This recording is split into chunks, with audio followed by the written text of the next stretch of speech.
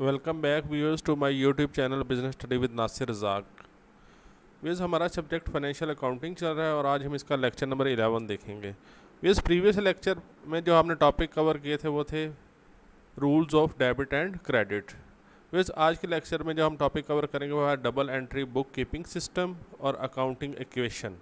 ठीक है व्यूअर्स, तो चलिए चलते हैं अपने टॉपिक नंबर 1 की तरफ, double entry bookkeeping system. Double entry bookkeeping system was publish in 1494, ठीक है, बाय लिक्वास पिचियोली। ठीक है, जो इसकी पहली वेल नोन डिस्क्रिप्शन आई थी double entry bookkeeping system की, वो 1494 में आई थी। ठीक है, जिसको पेश किया था लुकास पिचियोली ने। ठीक है, वो एक मैथमेटिशियंस था। ठीक है, तो इसको ज़रा याद रखिएगा, it is just for information. तो चलिए देखते हैं double entry bookkeeping system है क्या। Whereas in financial accounting we record two aspects of each transaction, यानी कि जो भी हम ट्रांजैक्शन रिकॉर्ड करते हैं हम उसके दो इफेक्ट्स रिकॉर्ड करते हैं, एक डेबिट इफेक्ट होता है और एक क्रेडिट इफेक्ट होता है। ठीक है, यानी कि कोई भी ट्रांजैक्शन उसके दो एस्पेक्ट्स नोट करेंगे हम, एक डेबिट और दूसरा क्रेडिट।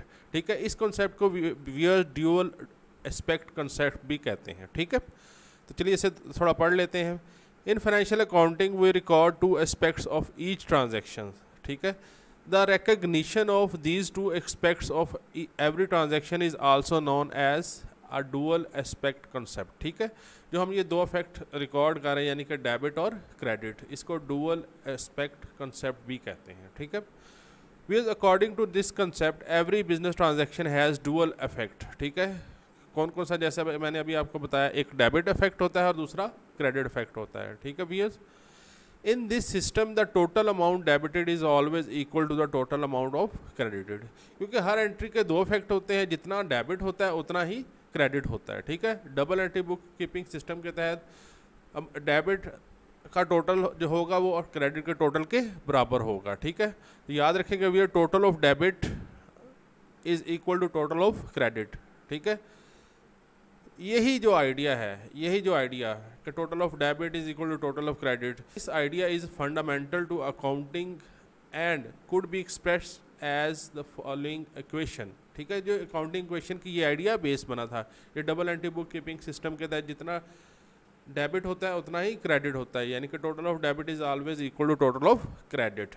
ठीक है, तो ये बाद में बेस बना था अकाउंटिंग इक्वेशन की। तो वी एज अकाउंटिंग इक्वेशन हम देख लेते हैं क्या होती है। Assets are equal to liability plus owner equity. ठीक है, यानी कि किसी भी पॉइंट पर बिजनेस के एसेट जो हैं वो लाइबिलिटी और प्लस ऑनर इक्विटी के बराबर होंगे, या आप कह सकते हैं owner equity is equal to asset minus liability. ठीक है व्यूअर्स, ये जो रिलेशनशिप है कि asset is equal to liability plus owners equity, इसको हम अकाउंटिंग इक्वेशन कहते हैं। ठीक है व्यूअर्स, इसको हम क्या कहते हैं, अकाउंटिंग इक्वेशन। तो चलिए इसको ज़रा थोड़ी डिटेल से देख लेते हैं अकाउंटिंग इक्वेशन को। जैसा कि अभी हमने पढ़ा, with assets are equal to liability plus owner equity. With owner equity को हम, इस इक्वेशन को हम इस तरह भी डिस्क्राइब कर सकते हैं, ऑनर इक्विटी और नेट एसेट्स। ये याद रखिएगा, ऑनर इक्विटी को आप नेट एसेट्स भी कहते हैं। ठीक है, नेट एसेट्स क्या होते हैं, एसेट माइनस लाइबिलिटी, या ऑनर इक्विटी क्या होती है, एसेट माइनस लाइबिलिटी। इस तरह भी आप इस इक्वेशन को डिस्क्राइब कर सकते हैं। ठीक है, कि नेट एसेट्स या ऑनर इक्विटी, ठीक है, या कैपिटल, ठीक है, is equal to assets minus liabilities. इसको ज़रा हम और डिटेल से देखते हैं व्यूअर्स। इसको हम एक्सपेंडेड इक्वेशन भी कहते हैं। जैसे कि अभी हमने पढ़ा, assets is equal to liabilities plus owners equity. ठीक है, अब ऑनर्स इक्विटी क्या है व्यूअर्स, अगर आपने क्लोजिंग ऑनर इक्विटी कैलकुलेट करनी हो तो assets is equal to liability plus closing capital. किस तरह आपने कैलकुलेट करना है, ओपनिंग इक्विटी यानी कि ओपनिंग कैपिटल, उसमें से ड्राइंग माइनस कर दें, और न्यू अगर कोई fresh capital during the year आपने इंट्रोड्यूस करवाया तो वो ऐड कर लें, प्लस रेवेन्यू और माइनस एक्सपेंसेस। ये इसकी एक्सपेंडेड फॉर्म है। ठीक है, इस सारे हिस्से को हम क्लोजिंग कैपिटल कहते हैं। यानी कि अगर आपको क्वेश्चन में एग्जामिनर दे देता है कि क्लोजिंग कैपिटल कैलकुलेट करें, अगर आपके पास ओपनिंग कैपिटल है, ठीक है, ड्राइंग्स हैं, अगर आपने पास फ्रेश कैपिटल या new capital during the year है, रेवेन्यू है, एक्सपेंस है, revenue minus expense net profit होता है। ठीक है, या नेट प्रॉफिट दिया तो आप उससे इजीली क्लोजिंग कैपिटल कैलकुलेट कर सकते हैं। ठीक है, तो आपने ये क्लोजिंग कैपिटल का फार्मूला भी याद रखना है। ठीक है, closing capital is equal to opening capital minus drawings plus new capital plus revenue और माइनस एक्सपेंस, या प्लस नेट प्रॉफिट भी आप इसे कह सकते हैं। ठीक है, तो चलिए व्यूअर्स, अभी हमने जैसा कि देखा है क्लोजिंग नेट एसेट या क्लोजिंग कैपिटल या equity is equal to opening net asset या opening capital plus new capital introduced plus net profit या लॉस, जिसको आप इनकम माइनस एक्सपेंसेस भी कह सकते हैं, ठीक है, और माइनस ड्राइंग्स। अगर आप इनमें से ड्राइंग्स माइनस कर दें, ठीक है, ये जो ओपनिंग है, ओपनिंग कैपिटल है, new capital introduce during the year है, प्लस नेट प्रॉफिट है या लॉस है, ठीक है, उसमें से ड्राइंग्स माइनस कर दें तो ये आपके पास क्लोजिंग कैपिटल या क्लोजिंग नेट एसेट और क्लोजिंग इक्विटी आ जाएगी। मीन्स इस इक्वेशन के तहत अगर आपको कोई भी एक मिसिंग इन्फॉर्मेशन हो तो आप कोई भी दूसरी इन्फॉर्मेशन आप कैलकुलेट कर सकते हैं। चलिए इसको एक छोटे से क्वेश्चन के फॉर्म में इसको स्टडी कर लेते हैं viewers. On 1 January 2021 the net assets यानी कि कैपिटल, ठीक है, नेट एसेट्स मीन आप इक्विटी भी कह सकते हैं, इसे कैपिटल भी कह सकते हैं, ठीक है, of the business of Ali and company were ₹1 lakh, यानी कि ओपनिंग कैपिटल आपके पास कितना 1 लाख रुपये। During the year the business made a profit 1,50,000, business ने 1,50,000 प्रॉफिट हासिल किया। And Ali took out ₹50,000 in drawings, और उसने जो बिजनेस से कैश ड्रॉ किया है वो कितना है 50,000 ड्राइंग्स हैं। Due to a shortage of cash in the business he introduce additional capital of ₹40,000 on 30 November 2021, ठीक है, कि वो 30 नवंबर 2021 को 40,000 रुपये उसने फ्रेश कैपिटल इंट्रोड्यूस किया है। रिक्वायर्ड क्या है, कैलकुलेट क्लोजिंग नेट एसेट यानी कि closing capital of Ali and company on 31 December 2021, ठीक है, आपने कैलकुलेट करना है। तो we is very simple question, जैसा कि अभी हमने देखा है। क्लोजिंग कैपिटल क्या होता है, क्लोजिंग नेट एसेट्स क्या होते हैं, opening net asset plus new capital introduce plus net profit minus drawings. तो वी वेरी सिंपल सोल्यूशन है, closing net assets are equal to 1 lakh जो ओपनिंग कैपिटल था, 1,50,000 जो प्रॉफिट है, ठीक है, 1,50,000 क्या है प्रॉफिट है, 40,000 जो उसने फ्रेश कैपिटल इंट्रोड्यूस करवाया है, ठीक है, और माइनस 50,000 ड्राइंग्स हैं। तो व्यूअर्स जो क्लोजिंग नेट एसेट्स आ गए वो 2,40,000 एज ऑन 30 दिसंबर 2021, ठीक है व्यूअर्स। चले अकाउंटिंग क्वेश्चन की कुछ और हम प्रैक्टिस करते हैं, मुख्तलिफ ट्रांजैक्शन के जरिए उनको हम अकाउंटिंग क्वेश्चन में किस तरह पुट करेंगे, ठीक है, किस तरह उनकी पोस्टिंग करेंगे, ठीक है। तो चलिए चलते हैं हमने नेक्स्ट एक्सरसाइज की तरफ। मीन्स ये हमारे पास पहली एक ट्रांजैक्शन है, mister Ali started business with ₹50,000 cash and 50,000 by depositing into bank. Means इसमें देखें 3 अकाउंट है हमारे पास, एक कैश अकाउंट है, एक बैंक अकाउंट है और एक कैपिटल अकाउंट है। मीन्स आपको पता है कि इनिशियल अमाउंट जो बिजनेस में इन्वेस्ट की जाती है उसे कैपिटल कहते हैं, ठीक है, चाहे वो कैश की फॉर्म में हो या एसेट्स की फॉर्म में हो। तो व्यूअर्स इसमें देखिए एक कैश अकाउंट है जो अकाउंट इन्वॉल्व है, एक बैंक है और एक कैपिटल है। कैश हमारा एसेट है, बैंक बैलेंस भी हमारा एसेट है और कैपिटल हमारी लायबिलिटी है, बिजनेस की लायबिलिटी है। तो ये तीनों चीज़ें बढ़ रही हैं, ठीक है। तो हम इनको अकाउंटिंग क्वेश्चन में कैसे लेंगे, कैसे देखेंगे, कैसे पुट करेंगे, आइए देखते हैं, ठीक है व्यूअर्स। हम जानते हैं अकाउंटिंग क्वेश्चन का assets is equal to liability plus owner equity. Viewers सबसे पहले देखें जब कैश इन्वेस्ट किया जाता है बिजनेस तो बिजनेस का कैश इंक्रीज़ होगा, ठीक है, और दूसरा बैंक बैलेंस इंक्रीज़ होगा अगर बैंक में आपने कैश डिपॉजिट करवाया, और तीसरा कैपिटल यानी कि ऑनर इक्विटी इंक्रीज़ होगी बिजनेस की, ठीक है व्यूअर्स। तो याद रखिएगा किसी भी टाइम किसी भी स्टेज पे, ठीक है, assets are equal to liability plus owner equity, ये दोनों बराबर होंगे। देखिए 50 + 50 इज इक्वल टू 1 लाख, ठीक है व्यूअर्स।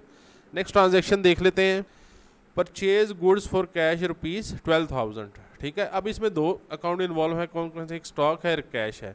स्टॉक आपका एसेट है, कैश आपका एसेट है, ठीक है। स्टॉक आपका इंक्रीज़ हो रहा है और दूसरा एसेट्स आपका डिक्रीज़ हो रहा है। अकाउंटिंग क्वेश्चन में आप किस तरह इसको लेंगे, कैश आपका डिक्रीज़ हो रहा है, ठीक है, और स्टॉक आपका बढ़ रहा है बिजनेस का, ठीक है, दूसरी साइड पे इसका कोई इफेक्ट नहीं होगा, तो अकाउंटिंग क्वेश्चन बराबर रहेगी। नेक्स्ट ट्रांजैक्शन देखते हैं व्यूअर्स, परचेज फर्नीचर फॉर ₹50,000। अब ये फर्नीचर परचेज कर रहे हैं, फर्नीचर आपका एसेट है, एसेट आपका बढ़ रहा है, कैश आपका भी एसेट है, ठीक है, करंट एसेट है, वो आपका डिक्रीज़ हो रहा है, तो एक एसेट बढ़ रहा है, दूसरा एसेट डिक्रीज़ हो रहा है। अकाउंटिंग क्वेश्चन में हम इसको किस तरह लेंगे, देखें जी, कैश आपका डिक्रीज़ हो रहा है, कम हो रहा है, और फर्नीचर आपका इंक्रीज़ हो रहा है, ठीक है। नेट इफेक्ट दोनों साइड पे, टोटल दोनों साइड पे सेम रहेगा, ठीक है, जितना एसेट इधर बढ़ रहा है उतना इधर कम हो रहा है।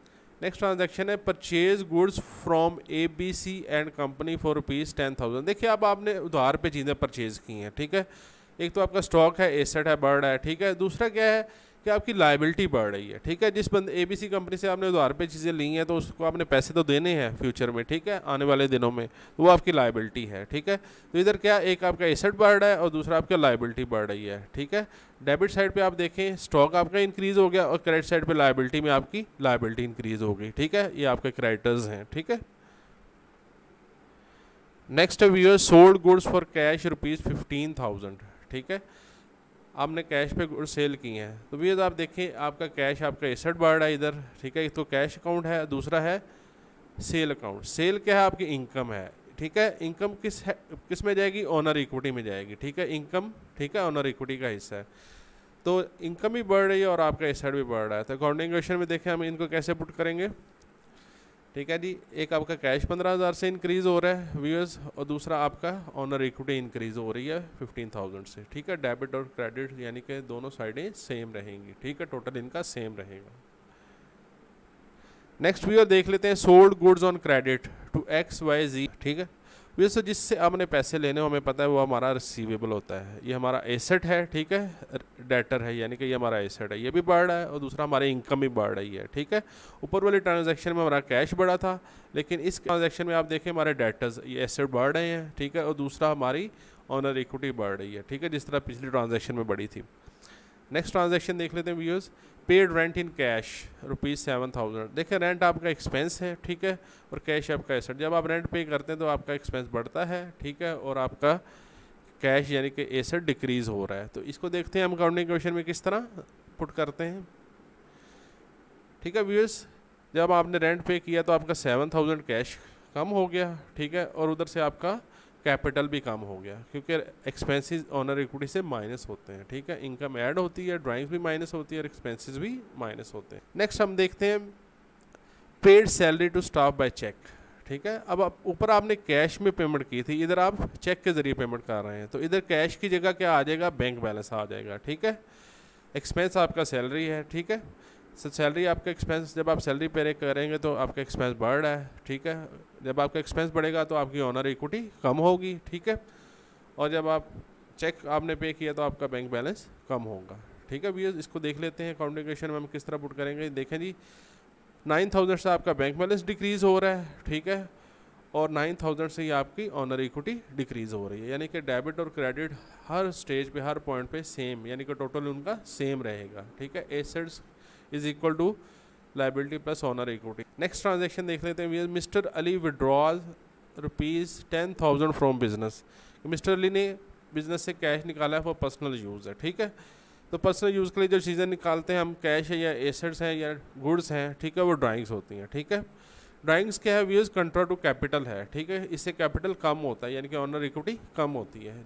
जब ड्राइंग्स बढ़ती हैं तो ऑनर इक्विटी क्या होती है, कम होती है, ठीक है। जब बिजनेस का कैश आप बिजनेस से निकालते हैं तो बिजनेस का कैश कम होता है। कैश क्या है, बिजनेस का एसेट है। देखिए व्यूज कैश डिक्रीज़ हो रहा है, ठीक है। जब कैश विड्रॉ किया ड्राइंग्स 10,000 से और इधर से ऑनर इक्विटी भी 10,000 से कम हो रहे हैं, ठीक है। ऑनर इक्विटी भी कम हो रही है और आपका कैश कम हो रहा है। नेक्स्ट ट्रांजैक्शन देखते हैं व्यूअर्स।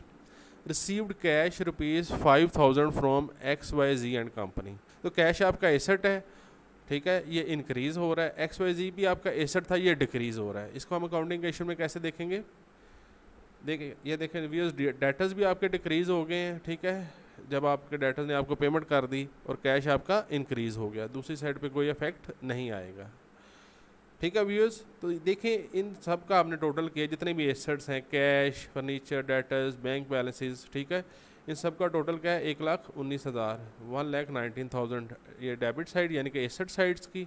इसी तरह लाइबिलिटी साइड पे देखें 10,000 और 109,000 ऑनर इक्विटी, इन दोनों को आप ऐड करेंगे तो 1,19,000, यानी कि किसी भी स्टेज पे आपके अकाउंटिंग क्वेश्चन के जो एसेट्स यानी कि डेबिट और क्रेडिट साइड सेम होती है। Asset is equal to liability plus owner equity, हमेशा बराबर होंगे, ठीक है, क्योंकि हम double entry bookkeeping system के तहत ये सारा कुछ कर रहे होते हैं, जिसमें debits are always equal to credit, ठीक है व्यूअर्स।